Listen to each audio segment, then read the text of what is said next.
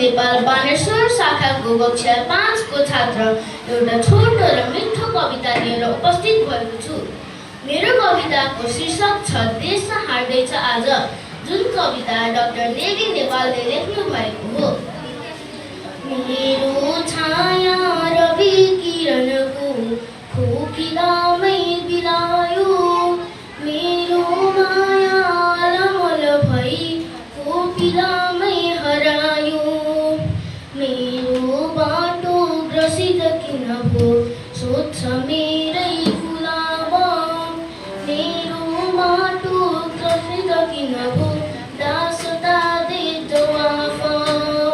मेरो आँखा अझ पनि तिमी काङबाट हेर्न खोज्छ, मेरो भागा मन लहरमा नित्य टिस्टा सुशील छ, हेर्दा हेर्दै लय हृदयको खुम्चियो चेत छैन, निन्द्रा लामो किन हुन गयो बिउजिँदा देश छैन, सुस्ता मेरो हृदय बलियो पाखुरा किर्चना हो, बारा मेरो तन वचन हो लिम्पिया चेतना हो, लाग्ला हाम्रै पनि विलोप बन्दछन् धीर पाखा, सारङ्गी हो तर मनमा हाल्न सक्दैनन् भाका, आस्था मेरो अटल ममता दाङ भई हेपिँदैछन्, हाम्रा खुट्टा किन दिनै टुक्रिँदै बेचिँदैछन्, हाम्रै आँखा पनि लुटिसके मस्त छौ आज हामी, कात्रोनी मनुज कसरी बन्छ आफ्नै मलामी, के पाखामा अझ पनि कतै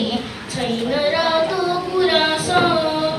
छाती माटो किन अलग भो देहमा छैन सास,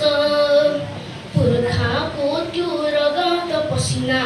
बन्न लाग्दैछ हाँसो, सीमा ढल्दा शिर पनि ढल्यो वीरता भुनी पासो,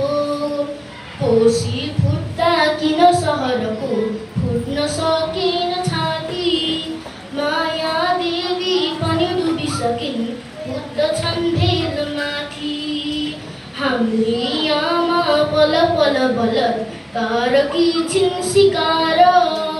हाम्रा आँखा किन अघि हो देश हार्दैछ आज,